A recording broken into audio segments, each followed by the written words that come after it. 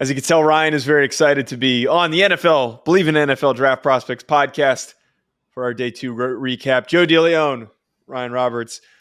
Ryan, you seem very tired on day two. Your trip in Indianapolis is coming to an end. By the way, we're going to talk about the corners and safeties. But Ryan, how are you feeling? The trip's going to be over tomorrow morning. I'm fine, man. I'm fine. It's been a fun but tiring week, I guess. I don't know. I went out a couple nights, which was probably a bad decision, but it's also just early mornings, media availability, a lot of articles, a lot of podcasting. It's just a lot, man. It's just a lot, I mean, we're only human. We're only human. So that was me at the Senior Bowl. I slept like 3 hours a night. I was going to bed at 1, and then I was waking up at 6. Dude. So, I don't want to sound unprofessional, but the first night we went out until like 2, I think. So probably I probably got to bed at like 3, and then I got up at 6 because media availability was like 8 a.m. the next day. I was like, shoot, man. Ryan, I love nothing more than you to be out late with the people of the streets out there in Indianapolis. But you're no, man. I was out with the real Corey Kinnan on Twitter. Follow that. The real Does he Kinnan. Drink? I feel like he doesn't drink. He drinks. He drinks. All right. Well, not to dive too deep on everyone else's personal stuff. I'm glad that you enjoyed the trip. I will be there. I'm putting this.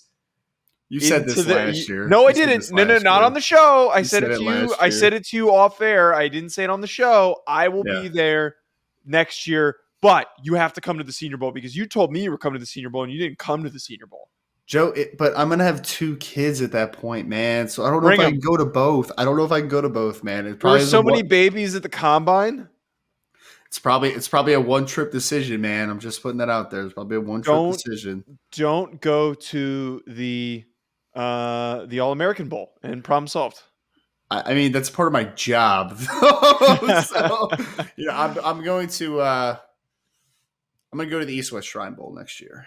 Just to spite me. That would be an easier trip for me. We could just go to the NFLPA Bowl out in Pasadena. That's a pretty easy trip for you, right? No one wants to go watch that. All right, let's talk about these guys though. That were in that is a hard transition of words. In Indianapolis. In Indianapolis. Yeah. For the defensive backs. Bit of a weird group because we had some really explosive athletes in the corner group. I still don't really know who's corner 1. And I don't think that's like a hot take. There's just like a fat clump of guys where I think any of them can go first. And then the safeties, man, the safeties were really freaking slow. They were so unbelievably slow except for a couple of guys. There were some really slow times. I'm pulling it up right now. We had Trey Dean ran a 4.75. Rashad Torrance ran a 4.72. Jair Brown, who Daniel Jeremiah was gushing over, ran a 4.65. And then Kayvon Merriweather ran a 4.62. So we had all these.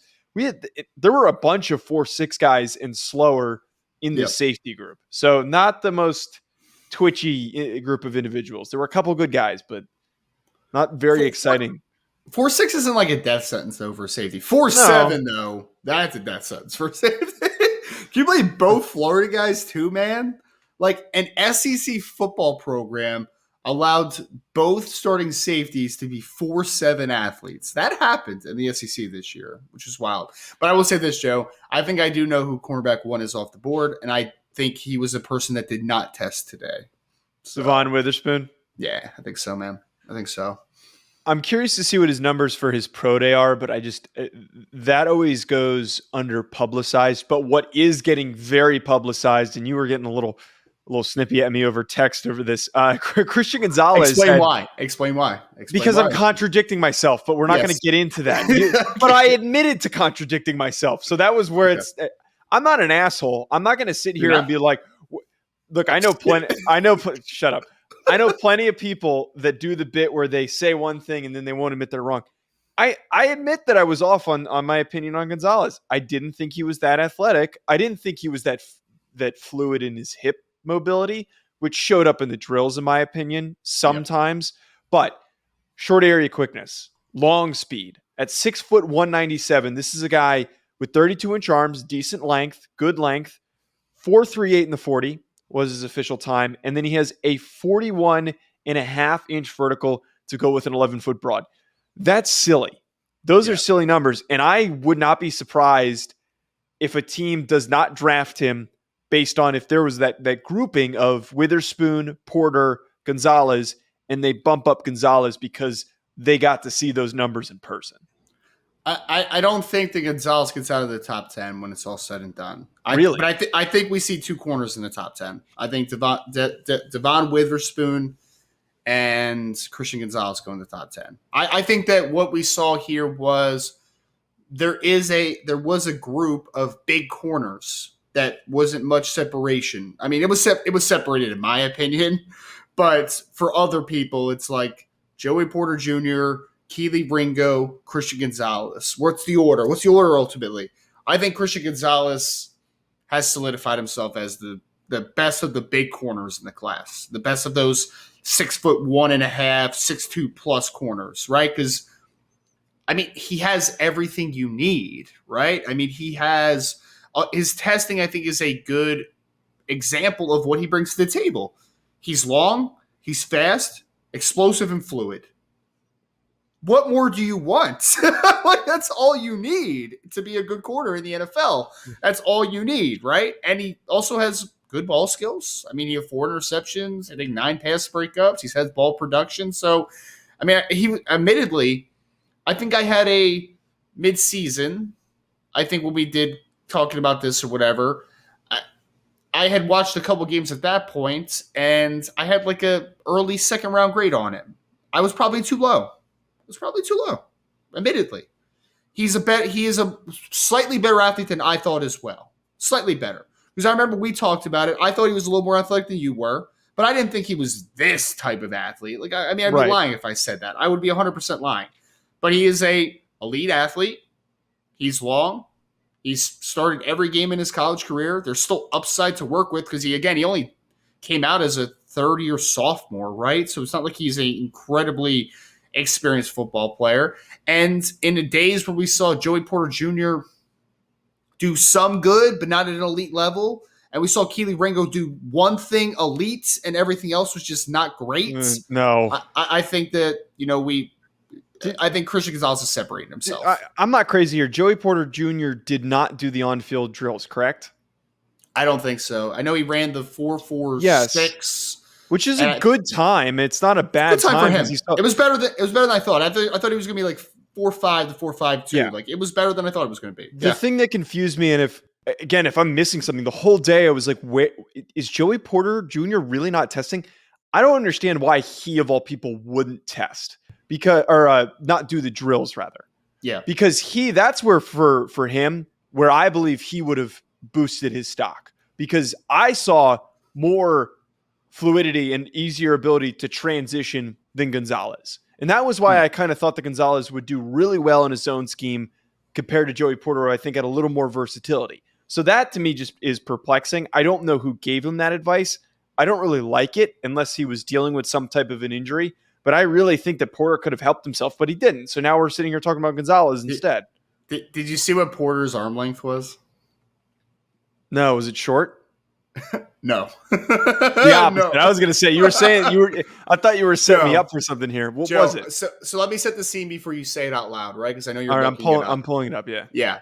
So he was at the podium yesterday, and I walked past him. And, like, you see it on film, right? So, like, he's long as hell, right? Like, he's long. But I walked, like, right past him, and I was like, oh, my God. It was the longest corner I've ever seen in my life. Like, he's got 34-inch arms with 10-inch hands. He's got 34-inch arms. And I remember I was talking to Corey yesterday. I was like, that dude's got to have at least 33.5-inch arms. Has to. And he has 34-inch arms, man. Like, literally, he has offensive tackle length. Ryan, you can't talk me out of him, man. You can't talk me out of him. I still like Joey Porter more than I like Gonzalez. He's so grabby, man. He's so grabby. It's just, yeah.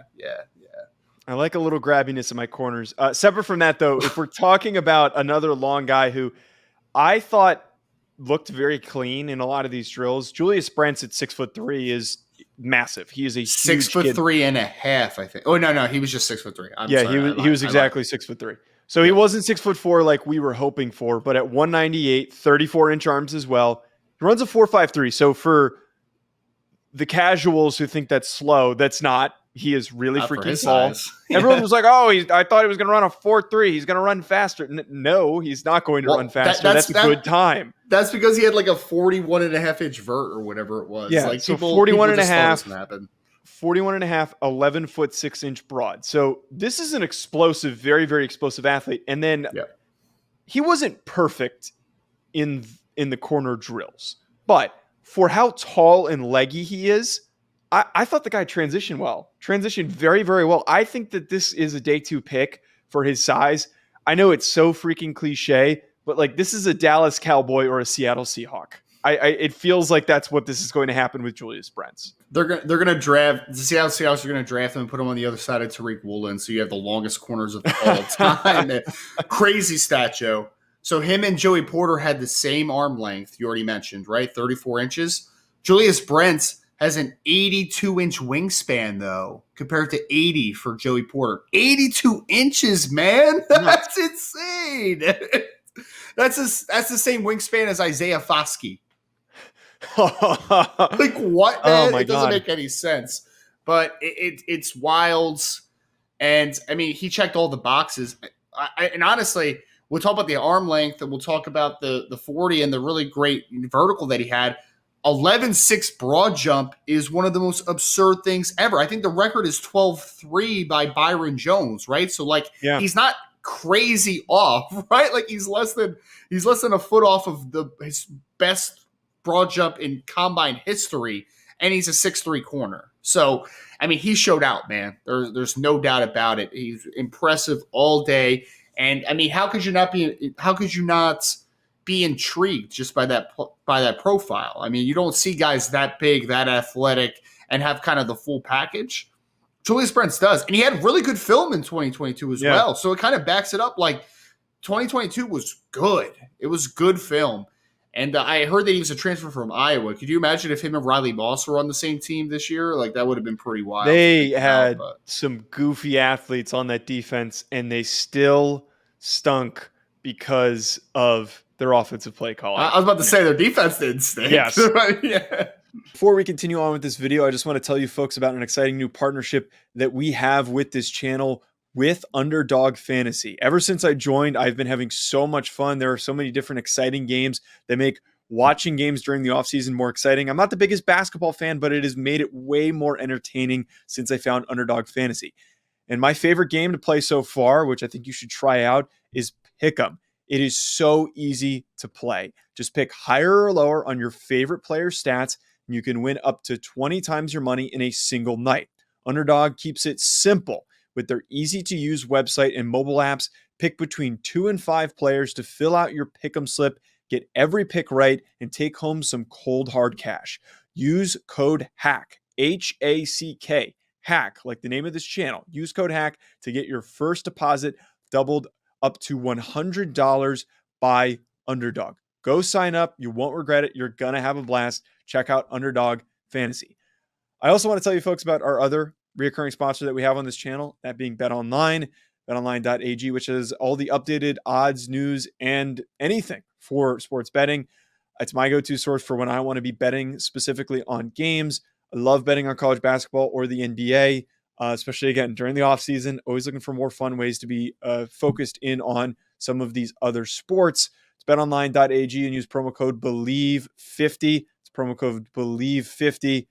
To get 50% welcome bonus on your first deposit. BetOnline, where the game starts. We also, just another quick nod at one of the better athletes, and then I want to talk about somebody who I didn't test that well, but looked pretty good. Deonte Banks from Maryland.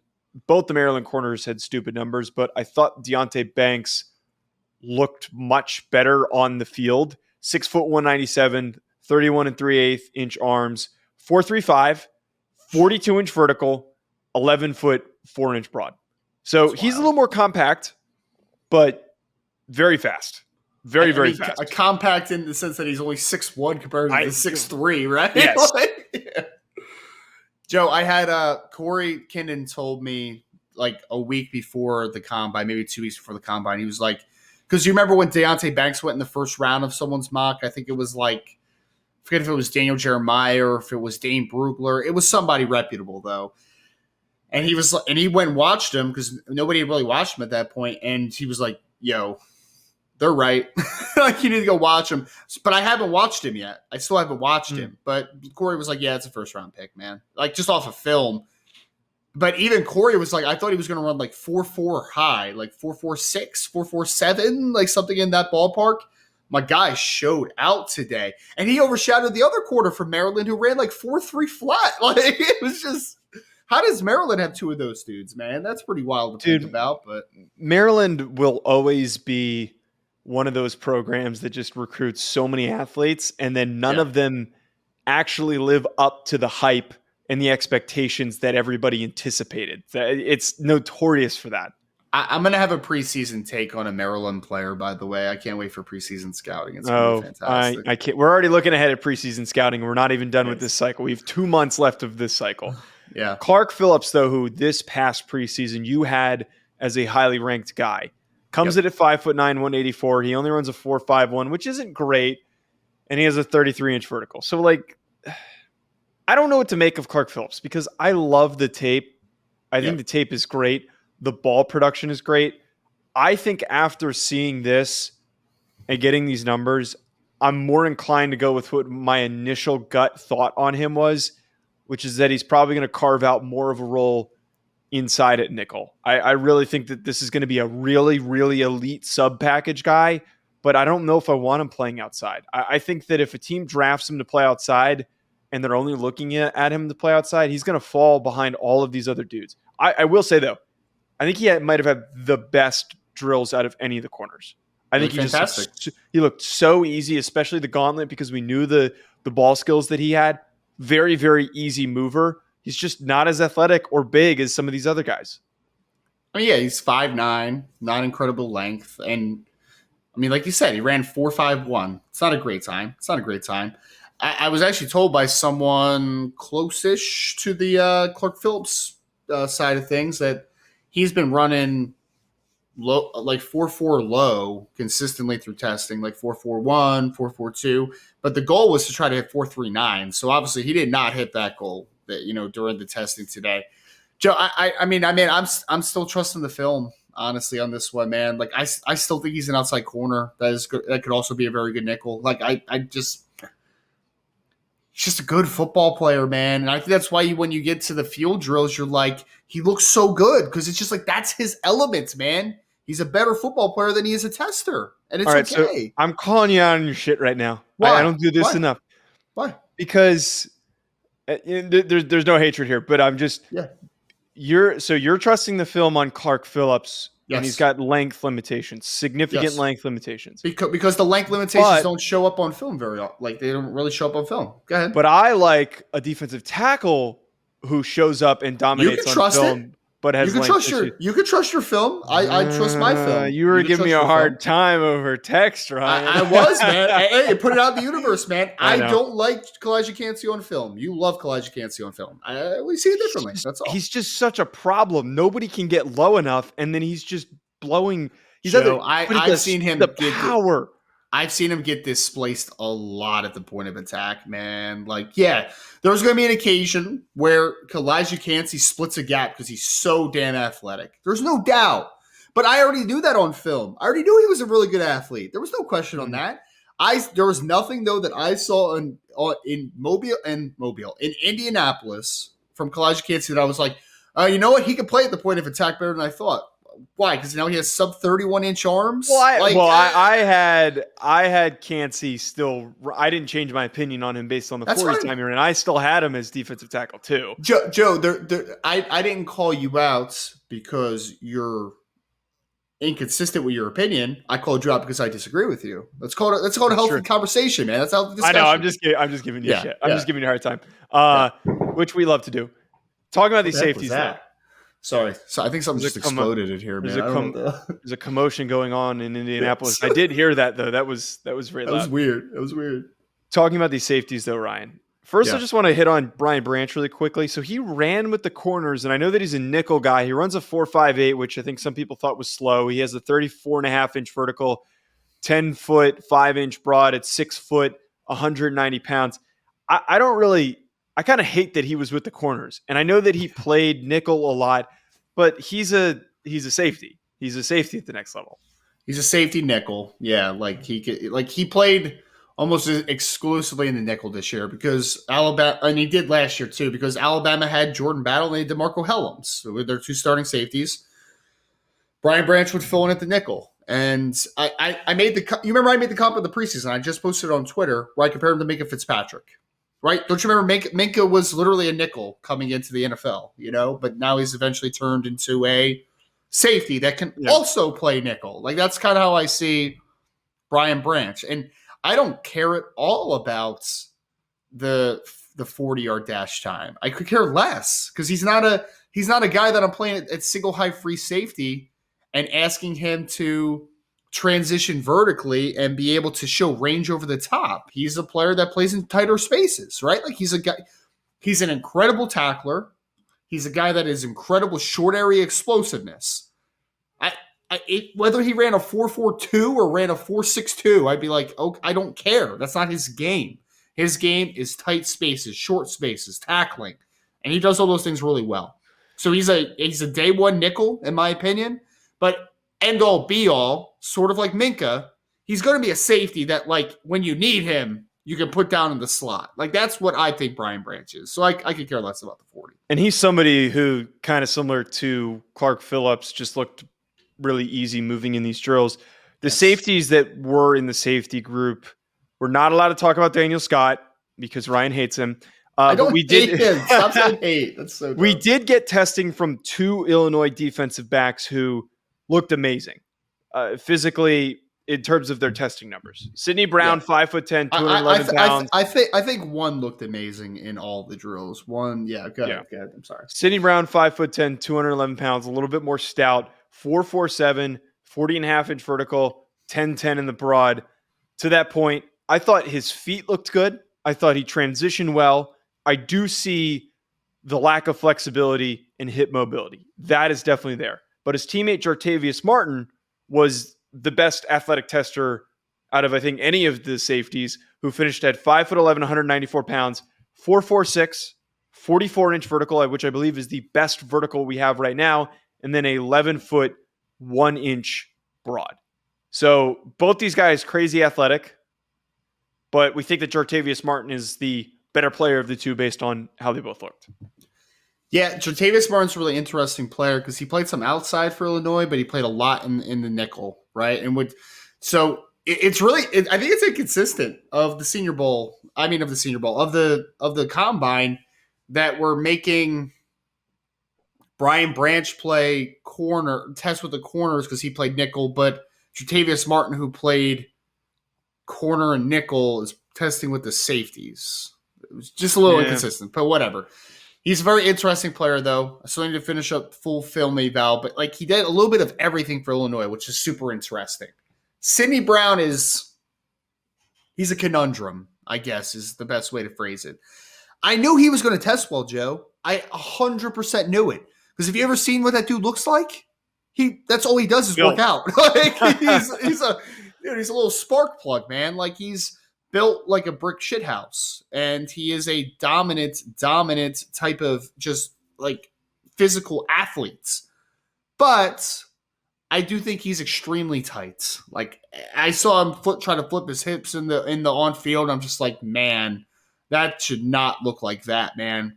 Especially because the role he played in Illinois' defense was he was down near the line of scrimmage a ton. He's playing in the slot a little bit. When you're that type of dude, you can't have hip tightness. You're playing in tight spaces. You got to move quicker in short areas. So I think he's a little weird, and he misses a lot of tackles. So just some inconsistency. But to your point, someone's going to draft him high, in my opinion, probably top 100, most likely. Someone will probably take him in the 3rd round because he is a really intelligent young man. He's very physical. He'll probably play special teams and do it really well. And he has upside as an athlete. But I think he's more athlete than football player right now. That's just my own thing. That's kind of where I sit on Sidney Brown, because I haven't done a final grade on him, but I was excited with what he put on tape at the Senior Bowl. Like, I saw a guy that covered a lot better than I was expecting. But to your points, if he can't tackle, and he's missing a lot of tackles, that's a Yeah. problem. But if I Yep. draft in top of round 4, end of round 3, and he's a really good special teams player for a long time, I think that's a great add. It's a great add to a roster. I don't disagree there. I don't disagree. I mean, that there's a very important role, obviously, for that type of player, right? Like a special teams ace that can maybe give you a semblance of production as a safety. Like, yeah, for sure. By the way, Joe, I know we already moved past him, but did you see what Julius Brents' 3-cone was? No, did he just? I don't think it's on NFL. I don't think it's on NFL.com, but Daniel Jeremiah just tweeted it, I think. What was it? Oh, Dane Brugler just tweeted it. Oh, no, we do have it. 6'6" Dude, that is a really good 3-cone for a guy it's the best 3-cone. No, Joe, that is not a good 3-cone. It's an elite 3-cone. No, it's not elite that is an elite 3-cone for anybody, man. I think the record is 6'4'8". He's got the best 3-cone at the combine. He also ran 4.05 in the short shuttle, which is very good. Yes.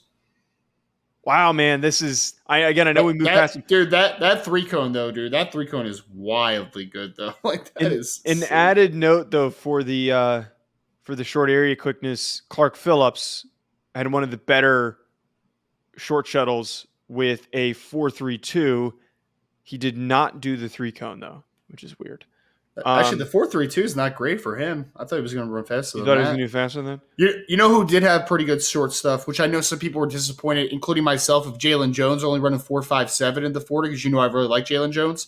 Jalen Jones, though, did have a 6.88 3-cone at his size at 6'2", 205, and he was third in the short shuttle with 4.3 flat. So he had a faster short shuttle than Clark Phillips, who is significantly smaller than him.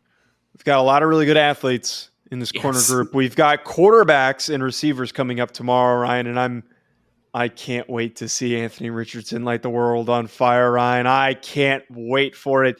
At Joe DeLeone, at Rise and Draft. Hit subscribe. Make sure you come back for more Combine coverage.